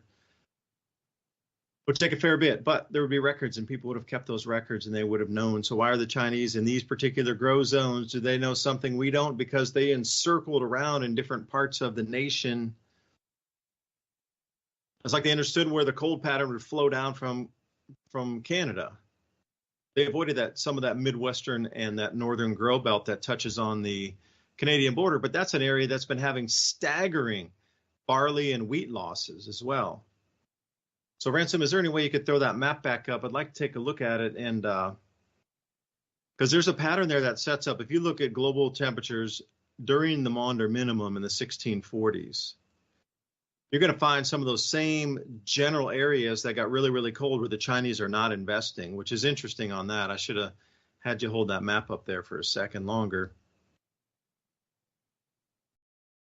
Something at play here, and the spreading of Chinese buying, but then you also had that secondary graph there of other areas that were owned and operated by different nations as well, all within those same nations. But you notice there's those same states that nobody's in. Why are they not in any of those states? Why are they not there? You know, you can't say anything nuclear because that stuff drifts. Is it because of, I don't know, you fill in the blank. I don't understand it. They're avoiding some states. Yeah, it makes sense on the grand solar minimum, but they couldn't grow crops in the 1640s, and they had to move entire grow zones 150 miles south, even some places 300 miles further south in Canada, to get the same corn to grow, pushing it way down to the Great Lakes, comparatively where it was before. So what do the Chinese know about our climate going to shift in our areas which be productive for agriculture or not? They're giving you the map right there. That's insane. Yeah, that whole area of map up there in the northern United States, those like Montana, Idaho, South Dakota, North Dakota, that whole area just becomes an ice box where nothing can really be grown up there, except in off-periphery seasons. And look, even Iran, Cuba, China, Russia, and Venezuela are all avoiding that spot, except for one area in Venezuela that bought that middle of, what's that, Montana there, southern Montana.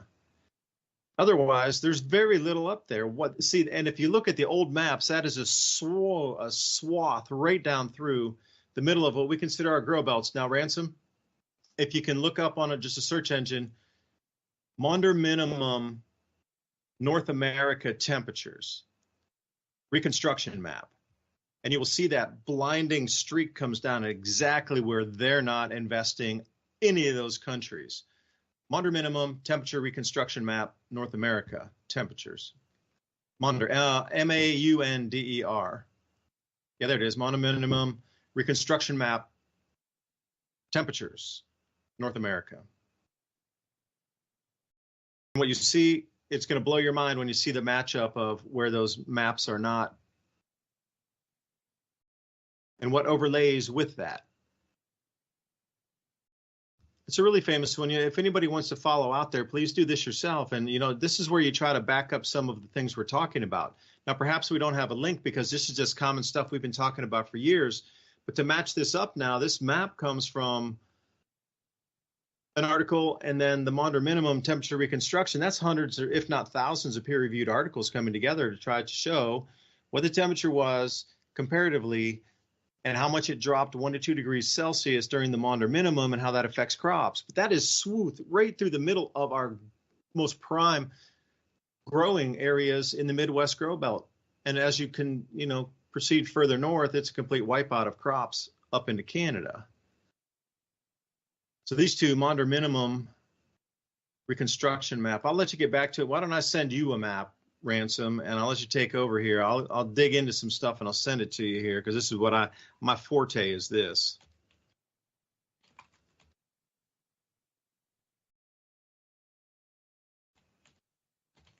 Sorry, everything was freezing. I think I got that up there. If that's the map you're talking about, Oh, that is it right there. Yes, it is. Now look, now overlay that. You see where that blue streak is coming through North America? It starts way up west of Hudson Bay up there into Canada. That's Alberta and Saskatchewan. These are the same areas that are losing an enormous amount of crops already. Now run that down west of the Great Lakes, and then see which states those are, and where it's darker blue, darkest blue, obviously that's more than a degree Celsius, which is more than 2 degrees Fahrenheit. And then that lighter blue also, but that dark blue swath is really where you're going to concentrate the most crop losses. Now there's some different maps out there also that are a little more granular that can get you in on it. But now flip back to that other map where nobody's investing in those states, and you'll see why.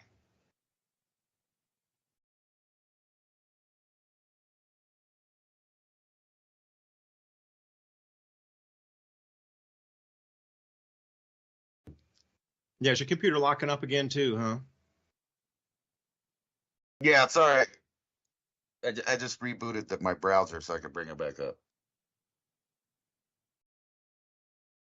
And once you start to find these little breadcrumbs that match up, then it can make a wider picture into, all right, somebody knows that these changes are coming again, and they're trying to, what would you do? Now, you knew this area here, just as a mind experiment for everybody out there. You're looking at this moderate minimum reconstruction map, and you go, wow, even foreign nations are not investing in these same states. So obviously the productivity of whatever GDP they were having coming out is going to be limited. Now go up to the China map, and that'll really show you where it's at. Go up to the China map, or down to the where the Chinese are investing totally, and it runs that same course of it. Go to the top of the article there, and that same map that was all red with all the red states that China was investing in, and you'll see the similarity of where it's not. So you would extract the wealth out of those out of those states right there. You see how the top of it, like where that blue streak's coming through, none of those states are being invested in. So they must know something we don't. Anyway, I'll leave it there. That was my correlation for it. Well, this is out there, but maybe this article here that talks about the Navy commander warning that foreign nationals are attempting to penetrate bases. And then you go back and look at this map down here where they show it break down by county.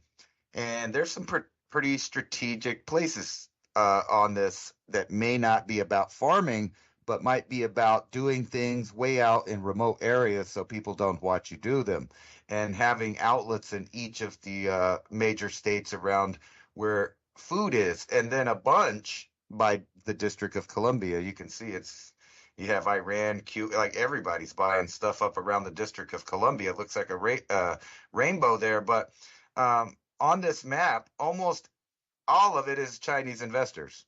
So, I mean, as far as the color code, but there's this one spot down here that's red that is invested into by Iran. And if you know where that is, well, that's Eagle Pass, that's Del Rio, that's where the majority of the crossings in Texas happen. And guess who's popping up in those, groups of people that are coming across the border? They're not just coming from Iran and Turkey and Greece and all these other places, but a lot are coming from China. And guess what happens to them? A lot of them just walk right through. Others are stopped and then given a court date. And I'm sure that, maybe we have intelligence watching them.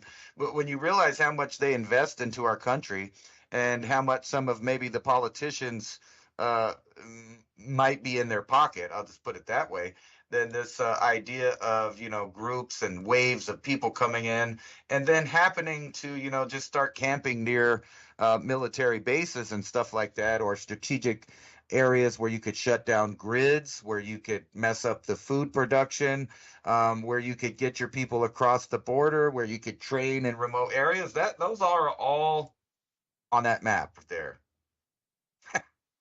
So I don't know what you think about that. Oh, I got the wrong picture there. Yeah, I don't know it's like I got hacked tonight. The whole computer is just acting crazy. I really do think that they're purchasing in places to, not only make money, because, how the Chinese model is, they use every asset available that they can use. So there could be multiple things going on. They could legitimately be growing and making money and selling products for companies, but at the same time, they have outlets right here in the U.S. Now, I wonder how many companies and military bases and police stations and, assets we have located in China, in mainland China. And I would bet that would be almost zero. What do you think? Less than zero. Yeah, do you think they're going to let you put something in their country? Not even a chance. So for us to unpack our country like this and allow everybody to purchase it, it's a little bit different than the way it operates around the world in other places. Yeah, you can put a factory up and that factory's in a factory zone or some special economic zone. You can own that little sliver of property, but you're not wandering off into the middle of China buying up 300,000 acres of their farmland as an American company or something. Not a chance. Even if there was some kind of joint venture, there would be at least 51% owned. 90% of all the staff would be Chinese in there. You might, get some agreement to provide all the tech and the inputs and whatever to grow it, but majority of it would stay in China. You might get some benefit from a, downstream product or whatever, but otherwise, that's not happening. I am looking at, think about that. You brought up the mosquitoes earlier, and with all this, huge amount of rain coming down across the planet now. After the Hunga Tonga eruption, obviously that water's got to come down somewhere. So it seems like it's begun coming down and it's amplifying the storms. And we have higher electrified skies, which is amplifying the storms. And isn't it interesting how all of a sudden these engineered mosquitoes were all put out in these last 1 year or so, when all these record floods and all this amazing amount of rain is beginning to come down all at the same time. So if you knew the cycle, there was going to be tremendous amounts of rainfall. Would you not release all the mosquitoes so they can continue to breed in different areas they normally don't breed? With the absurd floods across everywhere, middle of deserts across the Middle East, middle of the deserts across the Sahel, doesn't matter, middle of the Gobi Desert flooding, Sahara Desert floods. These are kind of insane things here. Northern Afghanistan, a lake. Pakistan floods. You look at some of these places, entire villages washed away that have been there for hundreds of years, but just scoured clean because the riverbed opened up that much. Like obviously the rivers were much, much, much, much wider when that place was a savanna or lightly forested. You wouldn't build an entire village next to or in the middle of what is now a dry lake bed, but it's been dry for so long that even the big floods would, be contained into the very littlest, smallest amount of runoff comparatively to what it used to be when it was a floodplain 6,000 years ago when that place was converted and just like it is in North America. You wouldn't be building in the middle of the Mississippi River, but give it 6,000 years to dry out, and that might be some prime real estate on the banks of the Mississippi 6,000 years post dry out, where it would rain and it would go right in the center of the Mississippi and it would just be relegated to that little tiny thing there for hundreds of years. And then suddenly the cycle of rain comes back and these large rivers are starting to come back too. But then what always comes with hurricanes and floods and these kind of disasters? Mosquito-borne illnesses, because the mosquitoes have an enormous amount of places to set up shop. Places they've never been before. They're suddenly laying egg clusters in tires that absorb rain. When you throw away a used tire, you get that one area where it never really seems to dry out unless it's really dry for a long time, where that water will sit inside a tire that's laying down flat. Or, discarded and torn up tin cans or aluminum soda cans or whatnot. And they start to collect rainwater in there, tilted at a certain angle also. Some areas, there might be some bogs that form. There might be areas in the pith of a tree or where, two trunks come together that had never been flooded or had that much water before, but it's standing. Like with all this increased rainfall, there are trillions of new spaces for mosquitoes to start their families. You think about that. Where are these same places? Well, down there, exactly where that red part where Edon owns that. Think about all these crazy storms coming through Texas. How many more areas in the desert or the driest? Think about you out there, Ransom. Like how many new spots do you think mosquitoes can start breeding from the increased rainfall that you've seen out where you're at? And I would talk Four Corners area, just in desert in general. You had those massive floods that disrupted Burning Man, and it all started with the record floods in was at Palm Springs, and the incredible amounts of floods across and that reformed the lake that was once drained in California. His name escapes me. This amount of new rainfall coming down everywhere is creating new areas for mosquitoes to spread. And you said that was one of the vectors by which they would send new things out into the populace. So tell me about the rainfall in your area. Like, how much new additional rainfall has there been for places for critters like that to hide and breed? Well, my spot's kind of a bad example of that because we actually have, less than 2 inches annually. And then for the last couple of years, we haven't been getting that. So we're in extreme fire conditions. So there are no mosquitoes right now. However, the very first time that it actually rains, which I'm expecting in monsoon, mosquitoes just pop up out of, I've seen hordes of them. I've been caught in the desert with millions and millions of them, being the only life form around to, suck dry.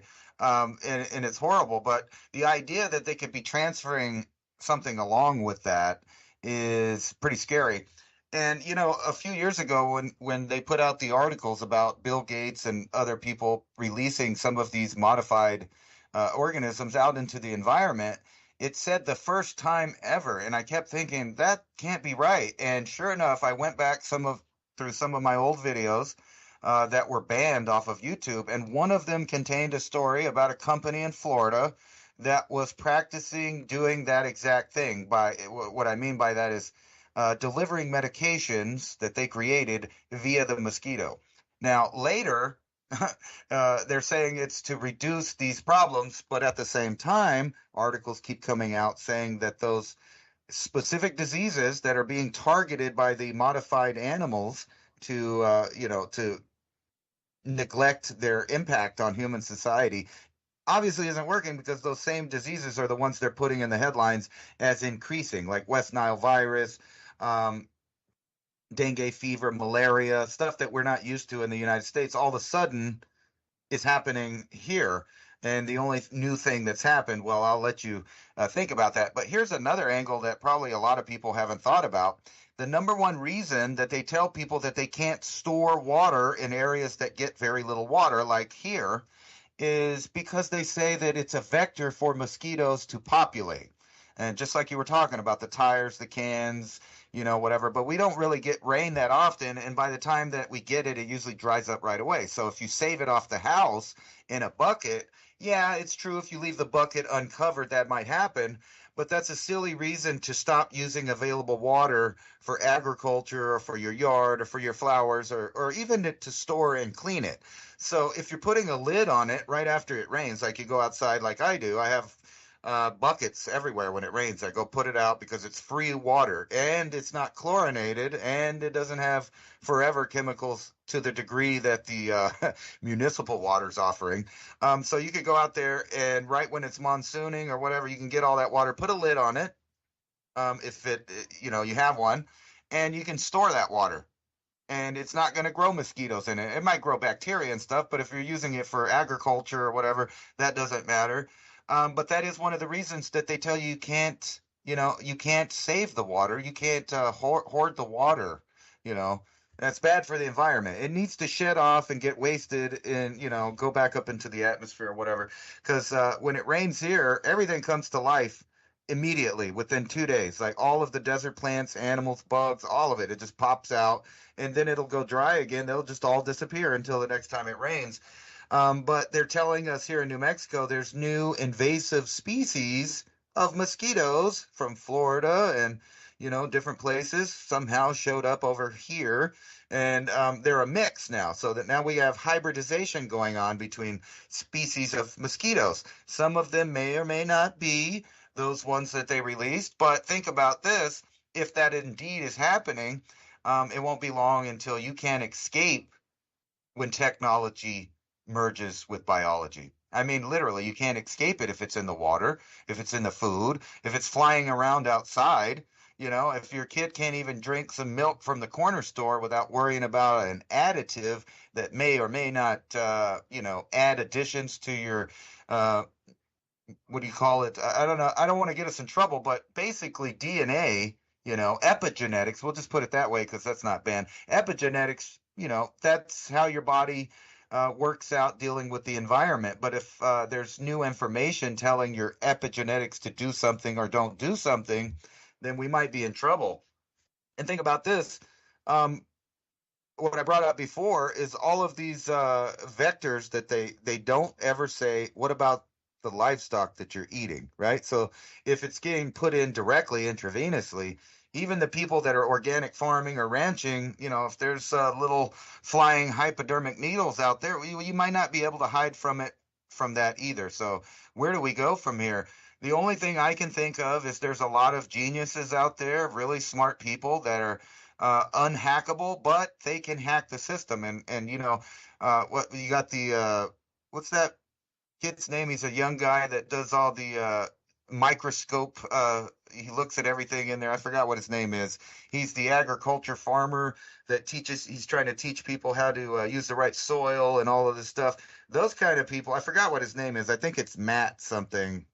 Probably people that watch your guys' your channel and the Oppenheimer probably know who I'm talking about. I forgot his name off the top of my head, but those kind of people are going to be our salvation because they're scientists that aren't participating in the system. They're scientists that are just at home looking at stuff and finding new ways. And that's what agriculture or permaculture, excuse me, is all about, right? Is figuring out how you can use the earth to your benefit and grow the most production with what you have. And that includes in the desert right here. So this year, because I planted so much last year and I had problems with bugs, I had problems with other things. This year we just we're cleaning up the lot. However, because I've been farming for 3 years straight in a row in my yard, all kinds of stuff is popping up that I didn't plant this year. I got potatoes out there. I got, wild clover growing and lettuces growing all over the place. There's potato plants popping up, melon plants, all of this stuff from excess that we just ate and threw outside. So think about that. So like when, we cut up the potatoes and there's a bad spot or whatever, I throw that outside. If we eat an onion, I save the bottom of it, whether it's either from the store or I grew it myself. We always save the bottom and just replant it. And then before you know it, there's a new onion out there in its place growing. And that, like potatoes, all of that stuff, you just throw it outside. So we eat a melon. I save like 300 seeds at a point. You save so many seeds that it's not a big deal to start spitting out the seeds off your porch when you're having a nice summer melon out there, and all of those things end up popping up the next year. So I have food outside, and I didn't even try to grow it. There's a broccoli plant that I already harvested last year. It's growing really big because, they live multiple years. And matter of fact, broccoli and those kind of things are great for the desert because it rarely ever gets below like 18 degrees. So your plant's just going to grow all year. I think there is ways around it, but the technologic nightmare is really something that we're having to deal with. And I know you're on Brighteon on TV a lot, and Mike Adams there, he says some stuff that might not be right on the money, but he says a lot of stuff that is on the money. And the reason I like him is because he goes out of his way to actually test things and do some science to find out what's really going on. And, he would be a great person to do an experiment to send samples from all 50 states growing areas and find out what's exactly in your soil, what kind of microbes are not there, what kind are there, what kind of pollutants are there, and stuff like that. And I know he's done it for food items. But we're going to have to be very educated and not ignorant when it comes to the intake of everything from water to food into our body, and especially the medicines that are being offered, because we're in a new time and people just don't get that we've taken a technological leap beyond their understanding. And I get it. Most people don't have time to pay attention to a plethora of different topics all the time, and they're probably sitting at home going, oh, the Trump trial, oh, inflation, and they really just can't figure out why. So they're trained to just point at those empty people in the empty suits and say, oh, well, it's their fault. And then, well, maybe next 4 years will be good. Maybe the next people we elect in there aren't going to be bought and sold like they have been for the past 2,000 years. That's wishful thinking. And it makes me think that you just have to navigate the system and be both a citizen and a non-citizen at the same time. You have to participate and pay attention what's going on, but at the same time, you need a backup plan to get out of that system. And I don't see 95% of the population being able to handle a world that we're describing. They're just not going to be able to handle it. And I think that's the plan. Not only do they have real wet works program going on there, so to speak, or soft kill programs, depopulation agendas, but they have figured out how to make people do it to themselves through bad habits, ignorance, and in the long term, what does that do for our species? I mean, think about this. They try to convince us that it took tens of thousands of years for a specific species to change into a new species, or more like millions of years. But what happens when there's such a fast change to the genetic code of not only the humans, but all of the food they eat? What is that going to look like in the fossil record? I imagine it'll look really bad, but something like when chicken popped up. Because if you know about chicken, it's some kind of jungle bird that people started domesticating until it became chicken, and then it's gone through the most evolutionary difference of any other animal in history in a very short amount of time. And people all over the world now eat this animal that we've made like that we took and we domesticated it to a point, and now they're doing scientific things to it. I don't want to get into that because we might get in trouble, but that is all happening. And they know that the human has actually changed in genes 7% in the last 100 years. 7% change. That's a lot. And we don't even know what it did, who did it, why it happened, or what it does it mean in the long term. And we're stuck living in our own lifetime. So that's why I tell my kid, hey, you got to pay attention to all of this stuff at the same time as figuring out how to feed and clothe yourself outside of the system, because the system is temporary. All empires fail and everything changes. They're talking about climate change.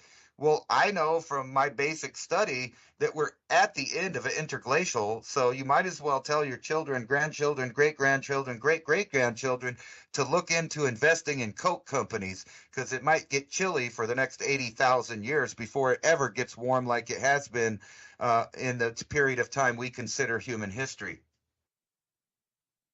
For this time around, but there have been two other interglacials with humanity, as we understand Homo sapiens sapien in it. So we're just the third, well, actually the fourth, if you consider coming out of that fifth one into the fourth one. Then humans would be anatomically the same as Homo sapiens sapien. Everything comes in fives, I guess. Speaking of fives, take us out here. I have a slide in 2020. Well, we'll go 2023. Prices are a little higher now. 90% silver quarters had a melt value of $23.34. We're talking junk silver here. But in 1964, the minimum wage was 90% silver quarters. $23.34 if you're going to base it on the metals price for the $1.25 minimum wage, but it was paid to you in silver quarters or silver. So you look at that, 1964 wages unadjusted for silver price is still $23. We need sound money. So in addition to all these things that are happening right now that Ransom and I spoke of through the evening here, there is an entirely new grain exchange starting with sub-Saharan Africa through the Russian Union. And ECOWAS is now recombining and asking everybody else that had problems in the last few years that we've heard about to come back in and join the Saharan Regional Nations bloc, which is also with the Sub-Saharan Africa, Russian Union grain exporters, and they're going to trade their resources for grains to Russia. Russia's also pulled in Indonesia, Morocco, and Eritrea for some. We have just had the rug pulled from us. So as this economy goes into a tailspin of sorts, metals are going to be one way that you're going to be able to protect yourself. Now you look at some of these ridiculous predictions of silver at $340, silver to $160 coming up, gold running to $8,500 an ounce. I mean, these are the prices if you get into a really inflation, not hyperinflation, but very, very inflationary environment as things try to readjust. If the crops aren't there this year, you're definitely going to be looking at $15 a gallon gasoline. these ethanols that are produced to put into the fuel tanks, if we're losing crops and they can't do it, what's going to happen? The mandates are going to still require by law. There's just going to be less fuel out there, period, because there won't be enough ethanol. And the storability of ethanol is really low too. You can keep grains in a silo for a good year, maybe two. You can't keep ethanol for 2 years. You know, it's spoiled. It's unusable by then. It's soaked up so much water. It just doesn't work like that. Pretty much once they produce it, it's consumed within 3 months into the fuel supply. So if they can't grow the corn to put into the ethanol, then our fuel supply stops in America also. So it's not just about the food. It's about the fuel now too, because see, that's all been written in law and legislated and mandated and legalese and lawfared down your throat. Every time you look on that label, it says 10% ethanol, 15% ethanol. Oh, we're just eating your engine away and making your car is going to need repairs prematurely by, you know, stripping the oil off the rings, etc. Read it. Should be a warning label is what it should be for your engine. Nobody wanted that. I lived just fine with, you know, premium gas that was 100%. Now you need to seek out the 100% gas. As all these things get more and more expensive, the thing that will, I really believe, keep you through is going to be storable foods, obviously, if you have that. But also some precious metals, because if it runs away and you're holding like a 5-ounce bar of silver, for example, oh no, let's do it 1 ounce, super simple. At today's price, at $30 an ounce, I'll round it to 30. You can, and I'll even round gasoline up to $5, even though it's not remotely close to that, unless you're in California. You could still get 6 gallons of gasoline for an ounce of silver. Hold on to that same 1 ounce of silver. If gas goes $15 a gallon, then it won't much matter, because your 1 ounce of silver should be at that price where you should still be able to get at least 6 gallons of gasoline for that 1 ounce of silver. Don't care what the paper's doing. The paper's reflecting the metals. The metals are holding their value. The paper price is going up, but the metal, that 1 ounce, didn't move. It didn't get bigger in your hand. It's exactly the same. The paper's reference price off of it. So that'd be $75 an ounce then, or what? 90. It'd be $90 at 6. So then what if it's $30 a gallon? It shouldn't much matter, because you're still holding that same 1 ounce of silver. So the price of silver should equal. You could still get at least 6 gallons of gas for an ounce of silver, even if petrol was $30 a gallon. And probably get a premium on your silver, because at that point, people would want the silver more than the paper money. We're going to repeat a lot of things in history here. So it's good to look into a history book and see how people traded. And, you know, are you thinking about how to make silver for a 1 ounce round? Everybody got 1 ounce rounds. They're going to be coming out. They're going to be bleeding out of the woodwork when prices get high. What not a lot of people have are like fractional rounds, or 1/10 ounce, quarter ounce, half ounce. What if you don't even have that? Like, how are you going to get that old, like I was referencing, the 1964 quarters? Do you have any of that stuff that I could, okay, I got a 1 ounce round, but you need to break me off, you know, a half ounce change somewhere. Or you need to break me off 0.75 of an ounce, 3/4 of an ounce. I need my change.